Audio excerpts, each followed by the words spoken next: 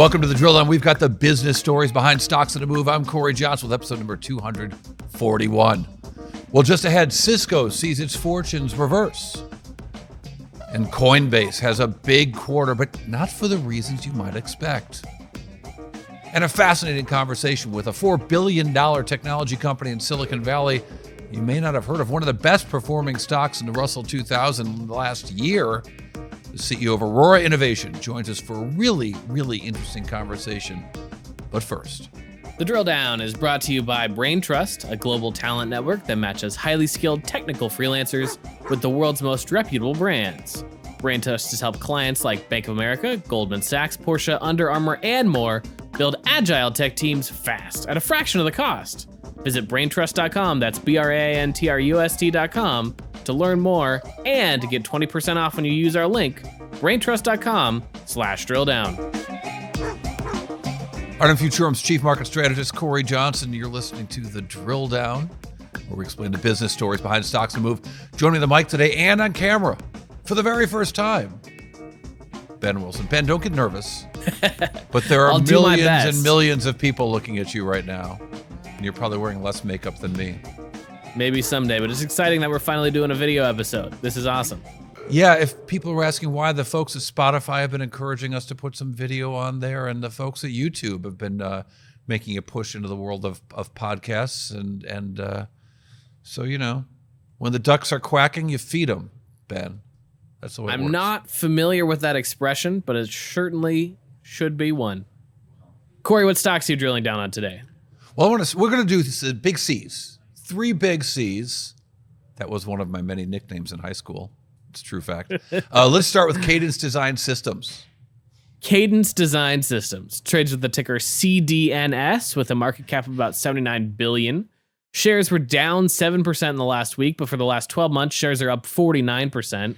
What's the story with Cadence Design Systems? All right, so Cadence Design, if you know the company's a competitor to Synopsys. It's really the biggest company in the space of software for semiconductor designs. They also do industrial designs, and they have some hardware components in their business as well. But it's really focused on really complex design for industrial things, and especially in semiconductors. It's a big company, as you mentioned, Ben, and they've had a big, tailwind with the growth in semiconductors, but also a headwind with the issues around COVID-19. So in the quarter they just reported, a fourth quarter of $1 billion in revenue, a 15% rise year over year, but the guidance was not what some people might have hoped. And there were some inventory issues for a company in software. You wouldn't expect it as much.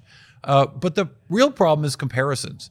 So during the pandemic, of course, no one could get semiconductors. So they might have been designing them using Cadence software, but companies couldn't get the things manufactured, as we know so well. And then last year, companies started to get a lot of stuff manufactured, a lot of semiconductors, but Cadence itself was having trouble getting the semiconductors they needed. And so managing hardware inventory has been a real problem through all this tumult in the last few years. We heard from Cadence Design's CEO, Nirun Devgan, talking about the issues around, particularly on the hardware front, with inventory. On the hardware front, you might recall this time last year we finished with over 6 months of backlog for hardware. We addressed those lead times at the start of the year, and now we're down to a more normal 8 weeks of hardware backlog. So when you compare the backlog at the end of 23 against the end of 22, I think it reflects strong bookings, broad-based bookings across all geographies, across all businesses. But on the hardware side, slightly less hardware, or maybe less hardware certainly in backlog at the end of 23 versus the end of 22. So the way you usually look at these numbers is day sales outstanding, DSOs. And the DSOs last year were so bad that the bad DSO number they just put up in the fourth quarter is actually better, improving over last year. I put together a chart showing how their DSOs are improving on a year-over-year basis, but it's still not a good number for them. 42 days of day sales outstanding, not great for this company, and something they say will certainly improve, but maybe not fully until the end of this calendar year. Cory, what is your next drill down? I want to look at Cisco Systems. Cisco Systems trades with the ticker CSCO with a market cap of about $198 billion.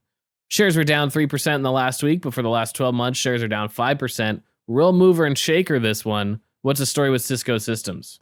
Well, what NVIDIA stock is to the AI bubble, if you will, Cisco was to the dot-com bubble. This was the stock that everyone had to understand, had to know what was Cisco. Not disco, that was in the 70s. That was a different bubble. But Cisco, such an important company, selling networking hardware, software, security as well. Big business, as you mentioned, Ben, and $12.8 billion in the quarter. But that was actually down from the previous year. Now, it looked like they had really fixed things. Revenues were ticking up every quarter. But revenue shrinkage here, and kind of a surprise, I think that's why the stock sold off this week, when you had seen 5 quarters of revenue growth. The end of third quarter was 7.6% growth, but now 5.9% shrinkage, not good for this company.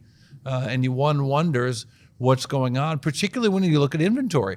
Inventory creeping up and creeping up and creeping up, and it has been for a few years now. When you look at their days of inventory, we talked in the last, when we were talking about Cadence Design earlier, about their day sales outstanding. We look at the days of inventory for Cisco, and not good. Probably a warning sign. You can see it rising at the company. It's also rising at their customers. And Chuck Robbins, the CEO of Cisco, who I think is just a terrific CEO, managing a really behemoth of a technology company, saying that they were surprised when their customers came to them with some macroeconomic uncertainty in the fourth quarter they didn't see in the third quarter.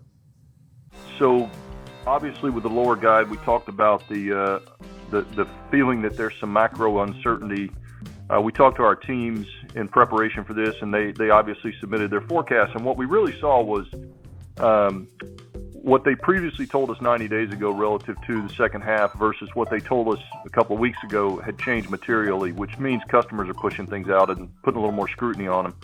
So Ben, customers pushing things, customers putting a little more scrutiny on spending. We certainly see that in Silicon Valley. We see that certainly with headcount reductions in Silicon Valley. But Cisco at least saying that that's what their customers are saying when it comes to big network spending. Well, it also seems like if you'd looked at their inventory numbers over time, it shouldn't have been as big a surprise to them as it is. Yeah, not everyone pays attention to inventory, but inventory is some academics have studied this and say that inventory is the number one predictor of underperformance by a company. And certainly you can see that with Cisco's numbers here.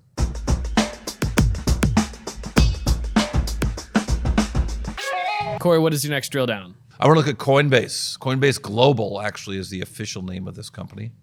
Coinbase Global does make it sound a little fancier. Trades with the ticker COIN with a market cap of about $44 billion. Shares are up 20% in the last week, 27%, excuse me. But for the last 12 months, shares are up 176%. Bitcoin's up, so Coinbase is up? No, it's more than that. Well, certainly if you look at a chart, and we're going to do this. We normally talk about the company first, but let's look at some charts first. I'm going to show you 3 charts. We're going to look at a chart of Coinbase stock, right? If you look at the chart of Coinbase stock, it's it dipped at the beginning of the year and rose again. And then when you look at the Bitcoin, let's put them together. If you put Bitcoin together with Coinbase, you start to see, for those just listening, I'll explain what you see. You see that when Bitcoin catches a cold, Coinbase catches a fever. So it sold off a lot in the last few weeks as Bitcoin prices fell a little bit, and then really took off with the earnings results. But when you look deeper at the earnings results, it's not just about Bitcoin. Stablecoin was a big part of the revenues for Coinbase. So stablecoin revenues, about 20%, 19% of the revenues in the last quarter was because of the stablecoin business for these guys. And best practices, these guys are just doing a great job of telling us what's going on and actually filing their annual report, filing their 10K with their earnings. So if you want to know what's going on, you want to know what their regulatory discussion is, they will give you that when they report the quarter, and we saw that with Coinbase. But I want to read to you from the 10K when they explain what's really going on with the stablecoin business, because it's really interesting. They work with a company called Circle, the issuer of the USDC, or the US dollar coin. And USDC numbers were a lot of people putting money into Coinbase, a lot of people putting money, parking their money with USDC, and the associated interest rates were really beneficial to Coinbase. Specifically, if you look into their filing, they say that while the money is not impacted, the balances are not impacted by a rise or an increase or decrease in interest rates, the related amount of stablecoin revenue that they earn could be significantly impacted by an increase or decrease in interest rates. A hypothetical 500 basis point increase or decrease in the average rates applied to USDC balances would have been a $735.5 million swing in revenues for Coinbase.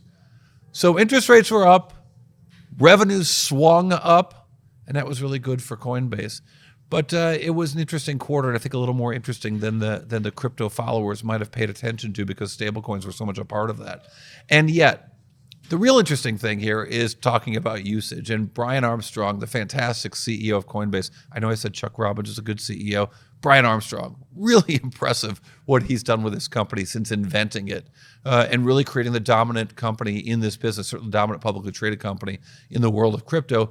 Talking about usage, yeah, that's right, using crypto for doing something. It's hard for Americans to get their head around the use cases for crypto, but if you're overseas at all, you start to recognize how hard it is to move money, and how Coinbase is actually looking at actual usage and payments to make things easier across borders, and how they're making that so much simpler with some technological advances that they see as a big business for them going forward. Here's Brian Armstrong.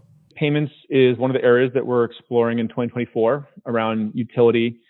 And I'm pretty excited about that as an opportunity. I mentioned in the opening comments that last year we did announce that you can send USD coin on Base and instantly anywhere in the world for free. So the cost and the transaction fees and the confirmation times are really starting to come down. And the more you reduce friction, the more payments you'll start to see. And so there's a variety of different use cases for payments. You know, payments is a huge industry. Some of this you can look at in emerging markets where people have local currencies where there's high inflation. And so, you know, the dollar has a great brand there. People want access to the dollar. So they're able to do that now with stable coins, and USD coin kind of gives them a trusted option that's, you know, regulated. And the partner we have with Circle, you know, they've been a great partner. They're a great issuer of that. So emerging markets, demand for the dollars as an inflation hedge, I think is a starting point.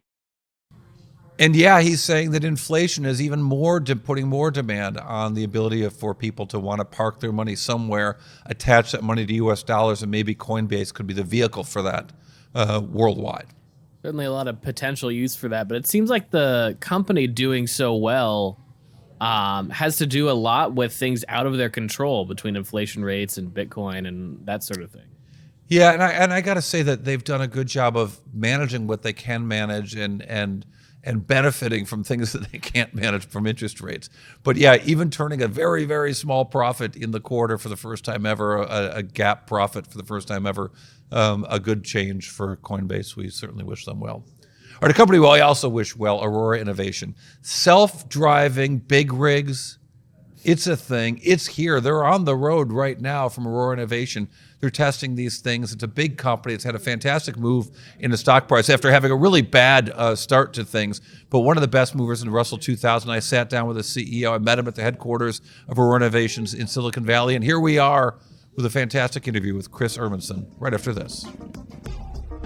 The Drill Down is brought to you by Era. Never miss another critical event or insight ever with Era. Customize your company watch list to track key events, mentions, filings, and more, all within an easy-to-use, customizable interface. That's Era, AIERA.com.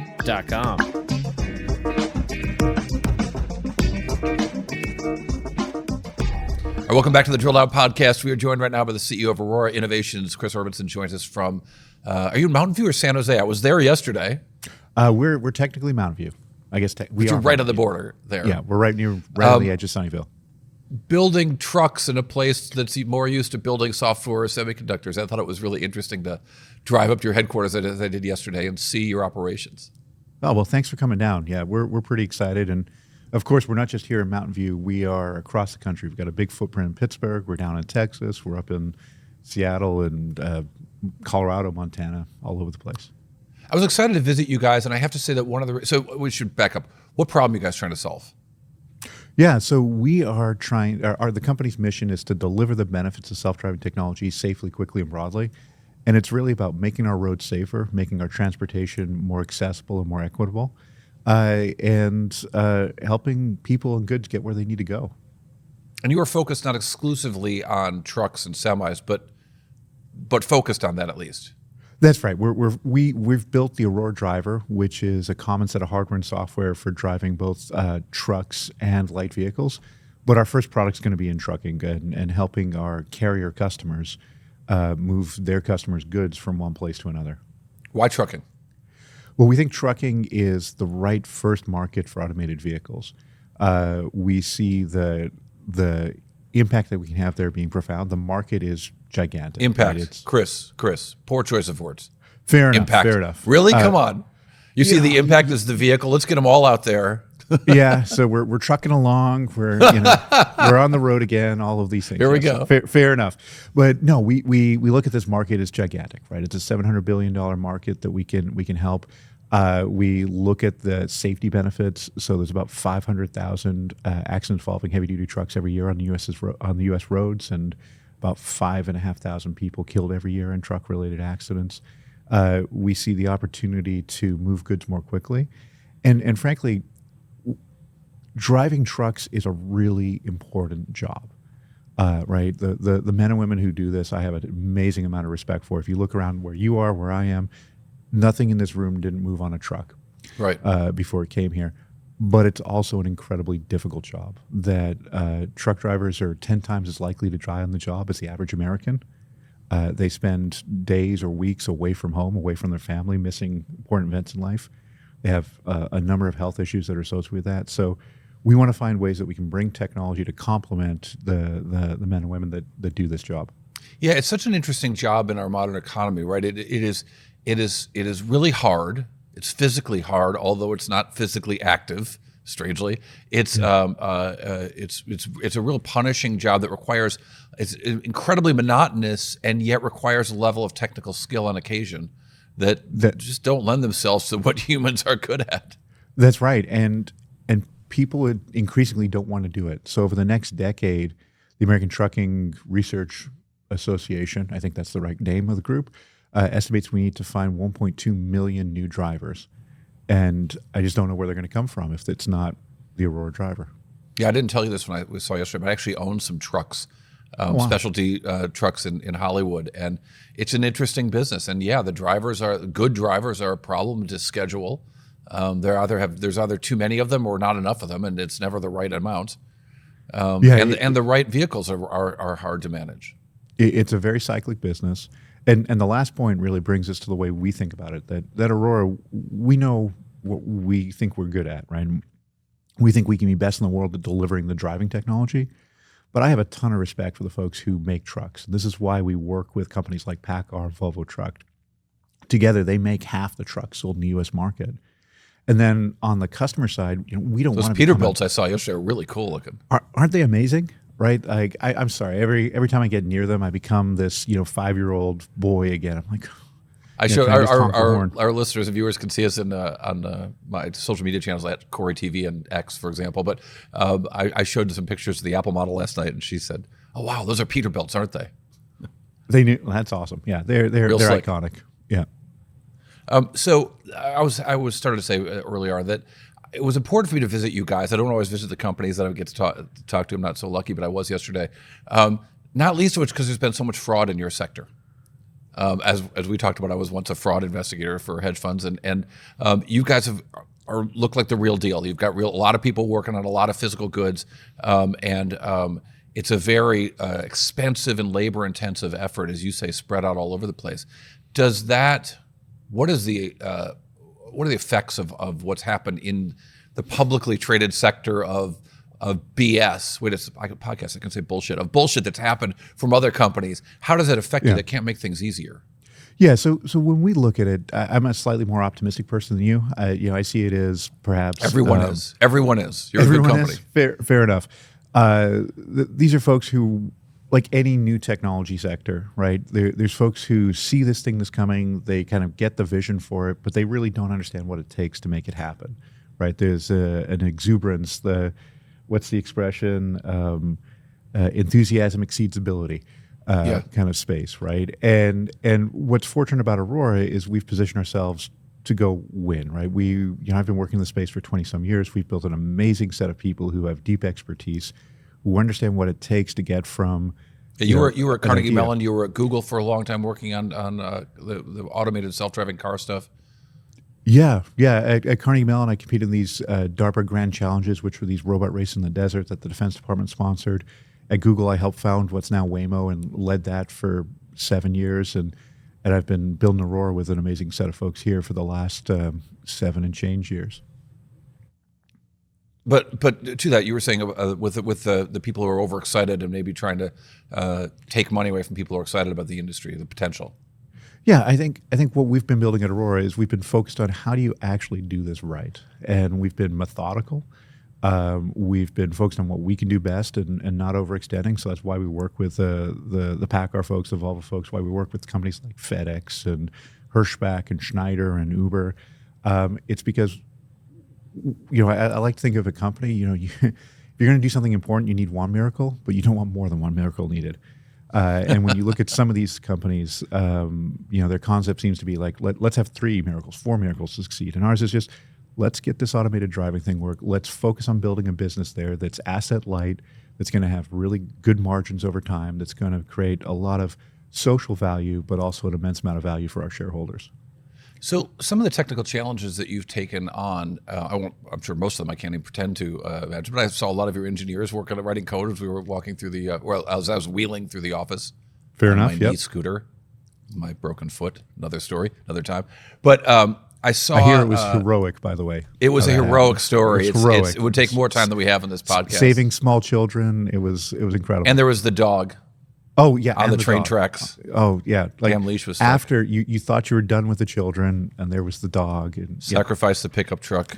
It's right amazing. After Mama got out of jail. It's a country song, but in any case, you're one of the big challenges you've taken on that I think some might have questioned if it looks necessary is building your own LiDAR, laser radar, essentially. Yep. That has capacities very different than a lot of the LiDAR advancements that are off the shelf at a lot of places. Indeed, those are also cutting edge technologies. But you're trying to basically start from scratch. Why? What is it that you need that's different? Why do you think the off the shelf LiDAR isn't good enough? Yeah, because we understand the problem fundamentally, right? So when you think about driving a truck down the freeway, you need to see a shocking distance into down the road, into the future, if you will. And when we founded the company, we actually started working on light vehicles because from the experience we had, we understood that we just couldn't see far enough with the technology that existed. And so for the first couple of years of this company, I spent time with our head of corporate development going around meeting all of the LiDAR companies. And, good companies doing interesting things, but nothing was breaking through until we met this small company out of Bozeman, Montana. And they had a fundamentally different way of measuring how far things were away with the LiDAR that meant that they could see substantially farther, that they were much more immune to things like bright sunlight or headlights, and that you could measure how fast the thing was moving instantly. And we did our diligence on that, and we realized that this was a unique set of technologies. There was a great IP portfolio around it, folks who'd been working on this for 10, 15 years, and we didn't see it anywhere else. And we saw an offensive benefit in that if we had the technology, we could do something that was technologically differentiated that we didn't think anyone else could get to. And a defensive concern, which was if somebody else bought it, then we didn't think it was going to be possible to solve the trucking problem. And so at that point, It was like, okay, this is an investment worth making. And so we brought them in-house, and it's been nothing but phenomenal, right? It's you hear about so many of these acquisitions. I think it's what you would know better than me, but 90% of acquisitions turned out not meeting kind of the goals, and this one far exceeded it. So we're thrilled about that. That's a real management challenge. It's not usually the technology challenge, right? It's that you look at companies like Cisco that have just for decades been really good at doing lots of acquisitions, and that's a muscle that they developed. Yep. And for what it's worth, Mike Volpe, who was the guy at Cisco that led Mike that Volpe. charge, the one and only, is on our board. Right? I wasn't aware of that. Yeah. So the second time his name has come up this week. Oh, really? Oh. Yeah, well, he was an analyst at H&Q at Hamburg & Quist back during the bubble. and then went to Cisco. Yes, these are all true facts. Interesting. Okay. Yeah. No, he's a phenomenal board member, great human being, and as we've made a few acquisitions over the years, and having someone with his experience and thoughtfulness on the board for me to go and engage with is powerful. Wow, the Mike Volpe shout out. For those of you at home waiting for the Mike Volpe shout out to do your shots, now's your moment. So they've listened to 240 podcasts, and finally Volpe gets a mention. I'm glad to deliver. So let's talk about the specific challenge there, because your LiDAR has to do the things in traffic, in urban settings, that any vehicle that's trying to be able to detect what's going on the road, what's going on the sidewalk, what's going on between the two. But what are the challenges that are different for trucks? Yeah, so with a truck, the obvious challenge is that it is bigger and heavier. And that means that, again, I'm going to do some math here for a moment, but kinetic energy is mass times velocity squared. And so we're moving at freeway speeds, unlike robotaxis in a city. And we're hauling 80,000 pounds instead of, 5,000 pounds. And so those two factors mean there's just a lot more energy, which means it takes longer to slow down and stop, which means you just have to see further. And if you ride along with some of the amazing commercial drivers that we have today, they're looking a half kilometer down the road to figure out, okay, there's a vehicle pulled over to the side of the shoulder. I should make a lane change over to give that person space. With the conventional LiDAR that you can buy from the various companies, they see about 200 meters. And so with them, it's the metaphor I use, it's like driving in a fog, that they can only see so far, and then they get surprised. And so we have a great video up on our website where you can see that as we show our sensor picking up an object, and then it takes about 9 seconds before the conventional LiDAR sees it at all. And in that time, we've made a lane change and moved over. And it's really the difference between demoware and like a productionizable product. And it's just fundamental. That's fascinating. Because the problems are real. What about speeding? I drove recently from Miami to San Francisco with a quick stop in Jackson Hole, not exactly on the way, but worth every moment. I didn't see a lot of 18-wheelers doing 55 or 65 or whatever it was. Yeah. So we engineer our system, of course, to stay at or below the speed limit, right? And that is a safety benefit. Speed kills, as police officers and Department of Transportation will tell you. So we think that's a safety benefit. And in fact, when we're operating on the road, we actually cap out at 65 miles per hour unless we're passing a vehicle, even on 75 mile per hour roads. And one of the benefits of this is fuel economy. So again, at the risk of introducing some math, wind resistance is the square of speed. And that's one of the big loads that drives fuel economy on vehicles. And so by driving at 65 miles per hour rather than 75 miles per hour, we save somewhere between 20 and 25% fuel economy on fuel economy, which is huge, right? It's good for the bottom line for our customers. It's good for the environment. And the obvious question is like, okay, why don't the carriers just tell their drivers to do this? And the answer is they do. They do. But reality happens, right? That these drivers are on the road. They can only drive for 11 hours. So if they get stuck in traffic somewhere, they have a choice of, do I drive a little bit faster and get to go sleep in a hotel room or in my own bed, or do I get stuck on the side of the road somewhere because I can't exceed my hours of service? Yeah, or they can get more work over the course of the year if they get more rides finished, and they get more rides, or it's their daughter is got their first t-ball game that evening and they want to get or their home his second wife is somewhere in another city. Wasn't going to go there, and also I've taken the trip between Fort Worth and El Paso across northwestern Texas. Yeah, and they're human, and it's like there's just not a lot to see here, and let's get through it, right? They call it hill country because there's nothing else to see. Yeah, and there's not that many hills, frankly. But it's one of those places where, as a human being, it's like, let's just get this done, right? And so, whereas because the Aurora driver will be able to operate beyond hours of service because it doesn't get tired, it doesn't sleep, it doesn't need to go take a bathroom break, it can just drive along at a slightly lower speed and actually get goods places more quickly still. Let me ask you lastly, is there a fear factor? I mean, the idea of, You see these moments when people are jumping into it. Now in San Francisco, people get into a Waymo vehicle with their camera on and video themselves with no driver in the front. They get a little freaked out. It's a weird experience. But if you're on the road and there's nobody inside of the truck, is that concerning? So is that an issue for your business? Let me take a couple of different angles of this. So one is, they get freaked out, and that freak out lasts about 2 to 5 minutes. And then they're like, okay, this is kind of boring. And then they're on their phone. And it's amazing how quickly people habituize to that. It's honestly, it's one of those things I've seen over and over and over again over the decades. With the truck technology on the freeway, the safety benefit is real. So we did a study where we looked at I-45, where our trucks operate today, and we looked at all of the fatal collisions that involved a heavy-duty truck, and it turns out there were 29 of them where the Aurora driver could have been driving. And across those, none of them would have happened if the Aurora driver was operating. And it's not because it has some, insane reflexes or, it could drive it's because it's paying attention and it can see everything around it all the time. And one of the ones that sticks with me is there was 2 passenger vehicles that had a minor fender bender, right? And there was people on the shoulder, I guess, exchanging insurance or whatever they do after an accident. And this truck comes along, and for whatever reason, the driver didn't see it until late, made an evasive maneuver onto the shoulder to avoid the cars, and went through the people, right? And it's just awful.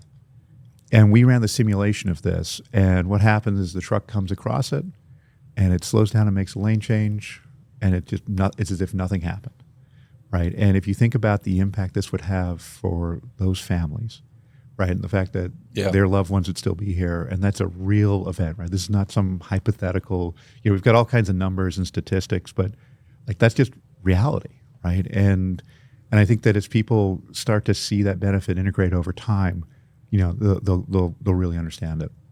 Chris Urmson, CEO of Aurora Innovations. Thanks for your time. We appreciate it. My pleasure. Thanks so much. All right, coming up next, the drill down the bite. One number that tells us a whole lot more about Aurora Innovations right after this.